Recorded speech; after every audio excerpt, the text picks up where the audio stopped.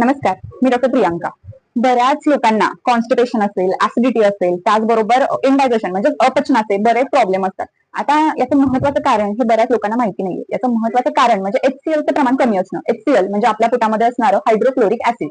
याचं प्रमाण जर आपल्या स्टमकमध्ये कमी असेल तर अपचन, जे काही आपण खातोय ते व्यवस्थित पचन होणार नाही, आणि व्यवस्थित पचन नाही झालं तर कॉन्स्टिपेशन सारखे आजार, ऍसिडिटी सारखे आजार हे होत राहतात.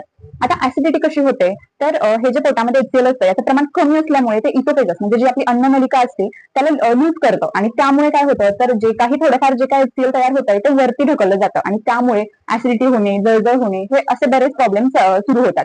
आता यासाठी म्हणजे HClचं प्रमाण कमी आहे तर ते वाढवायचं कसं, यासाठी काय केलं पाहिजे, तर सगळ्यात नॅचरल पद्धतीचा उपाय म्हणजे लिंबू पाणी प्यायचंय, आणि त्याचबरोबर जे काही आलं असतं, जिंजर असतं, ते उकळत्या पाण्यामध्ये त्याचे स्लाइस करून टाकायचे आणि ते उकळून घ्यायचं, आणि ते थंड करून थोड्या वेळानंतर ते प्यायला घ्यायचं. त्यामुळे पण बऱ्याच प्रमाणात HClचं प्रमाण वाढायला मदत होते पोटामध्ये, आपल्या स्टमकमध्ये, आणि त्यामुळे कॉन्स्टिपेशनचे जे काही प्रकार आता बऱ्याच लोकांना जे व्हायला लागलंय, म्हणजे कॉमन आहे की कॉन्स्टिपेशन प्रत्येक व्यक्तीला होत आहे. आता याचं कारण तर माहितीये की अपचन होणे, अपचन म्हणजे पोटामध्ये व्यवस्थित जे काही आपण खातोय त्याचं पचन व्यवस्थित न झाल्यामुळे हे कॉन्स्टिपेशन होत असतं. आता हे जे काही आल्याचं आपण पिणार आहे याच्यामुळे अँटीऑक्सिडंट प्रॉपर्टी सुद्धा आपल्याला मिळणार आहेत, म्हणजे हे एकंदरीत शरीरासाठी अत्यंत चांगलं आहे.